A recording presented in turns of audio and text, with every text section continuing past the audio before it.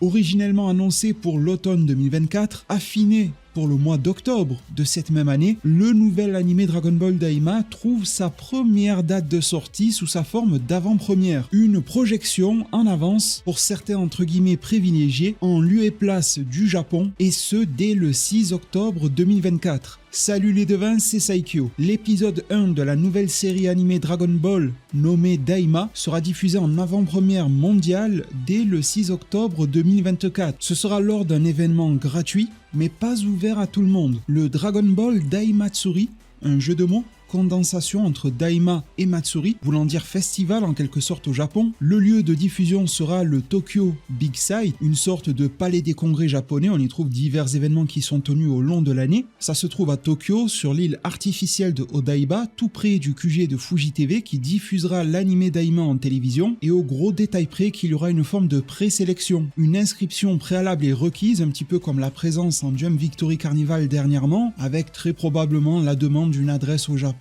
etc. Un événement donc relativement ouvert. Il y a probablement un nombre d'inscriptions relativement limité, une sélection qui est faite au préalable et qui va favoriser les résidents japonais. Autre point majeur, l'événement ne sera pas streamé. Alors on peut s'attendre à ce qu'il y ait des personnes sur place, des petits malins, qui fassent fuiter de l'information sous format de texte, de résumé, de photos, de vidéos à la sauvette. Mais officiellement, rien n'est prévu, bien que cela puisse être alléchant pour certains que des petits malins s'y trouvent et fassent fuiter des informations. J'espère que la diffusion réelle de l'épisode ne tardera pas trop ensuite, parce que si c'est pour l'avoir en 140p, l'écran retourné à l'envers, caméra cachée dans la manche du t-shirt, ça m'intéresse pas trop, et ça ne causera que du tort à la série, en sachant que son premier épisode devrait poser certaines bases, mais ne va pas non plus faire tout exploser. Autant l'avoir dans une bonne qualité pour l'apprécier, le juger, le critiquer comme il se doit, dans les bonnes conditions. On sait ce que ça va donner sinon, il va sortir une version pourrie sur internet, tout le monde va la regarder, tout le monde va la critiquer en bien ou en mal, et pas forcément pour les bonnes raisons, car on n'aura pas vu les bonnes choses. Ce genre d'événement c'est intéressant, mais il y a aussi de quoi laisser une mauvaise image de soi sur la base de quelque chose d'erroné. Donc attention, ne tardez pas trop après ce fameux 6 octobre. Ils n'ont pas annoncé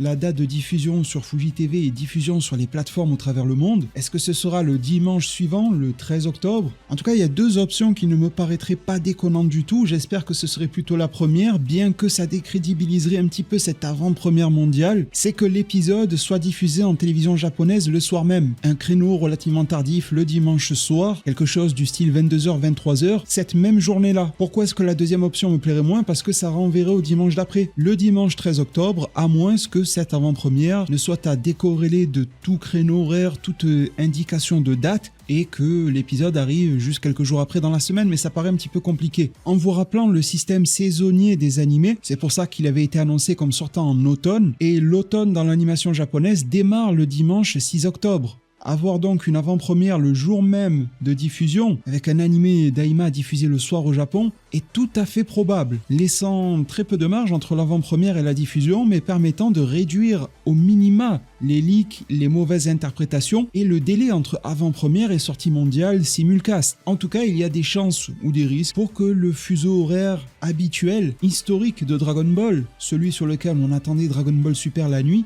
ne soit pas réutilisé ici. On verra bien les choix qui seront pris officiellement, mais Daima peut très bien s'en affranchir. Cet événement, le Dragon Ball Daimatsuri, évidemment va faire la promotion de ce nouvel animé, va carrément diffuser son premier épisode pour les personnes sur place, mais il fait office de célébration des 40 ans de Dragon Ball. On rentre enfin dans le vif du sujet. Ça a été évoqué à quelques reprises pour les 40 ans, etc., mais on gravitait de très loin autour de la thématique. Là, on va aller en plein dedans. C'est même d'ailleurs inscrit en gros sur le nouveau visuel, alors qu'il reprend des assets connus, mais qui en ajoute également, tel que le nouveau logo dédié aux 40 ans de Dragon Ball, beaucoup plus dans la veine originale avec une petite touche légère de modernité, logo que j'apprécie tout particulièrement par ailleurs. Autant le Daima, j'aime bien les jeux de couleurs, mais franchement l'artwork paraît vraiment prématuré et pas assez peaufiné, tandis que celui des 40 ans de Dragon Ball, simple, efficace, fonctionnel et plaisant. Franchement rien à dire sur celui-ci, peut-être qu'une variété de couleurs sur le Dragon Ball aurait été bienvenue, mais ça me va ainsi. Et pour célébrer ces fameux 40 ans,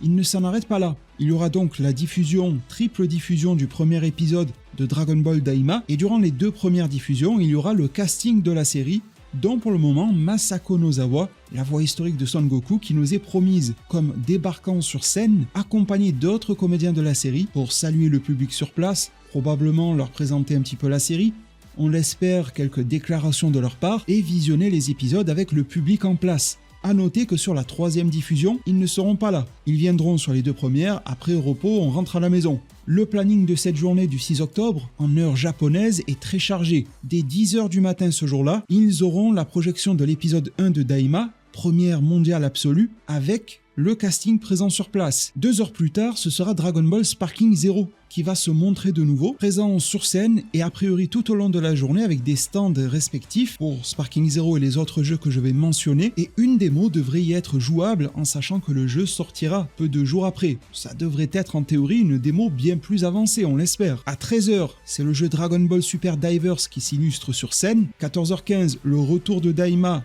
épisode 1, et le casting qui revient en fanfare. On ne sait pas s'il aura des ayants droit, vu qu'en ce moment c'est la bataille, du côté de Shueisha, du côté de Toei Animation et surtout du côté de Capsule Corporation Tokyo avec Akio Yoku, et on ne sait pas si le casting différera entre la première projection et la seconde. Il peut y avoir des surprises de cet ordre-là. Là, ce n'est que théorie et fabulation, mais peut-être peut-on espérer le casting originel Goku, Vegeta, Piccolo, les classiques pour la première projection, pour ne rien spoiler entre guillemets, et sur la seconde, peut-être avoir du Glorio, des nouveaux personnages, des démons, bien que j'en doute. Connaissant les méthodes japonaises, ils devraient considérer la seconde projection comme une première également, et pas forcément relâcher la pression sur les fuites d'informations, même si une première diffusion a eu lieu. Après, à 16h, c'est le jeu de cartes Dragon Ball Super Fusion World, suivi de Dragon Ball Z Dokkan Battle et Legends, pour clôturer avec la 3e projection de Dragon Ball Daima.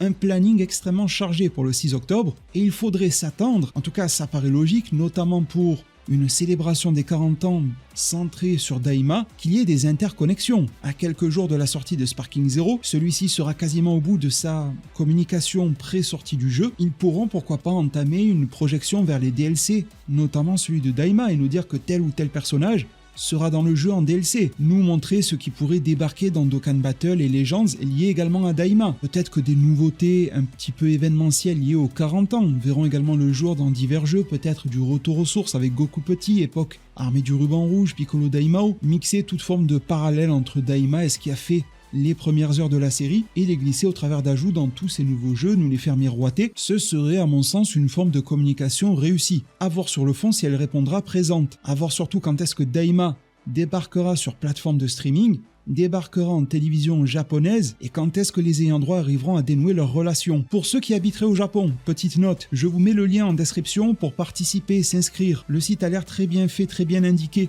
Les diverses méthodes d'inscription, le planning de la journée, ce à quoi l'on pourra s'attendre, etc. Tout est décrit avec un grand niveau de détail. Je sais que vous êtes relativement nombreux à me suivre de là-bas, je vous salue, j'espère que vous y passez un bon moment malgré les hautes chaleurs et taux d'humidité. Peut-être prévoyez-vous ou apprécierez-vous aller vous rendre sur place voir le premier épisode de Daima en première mondiale.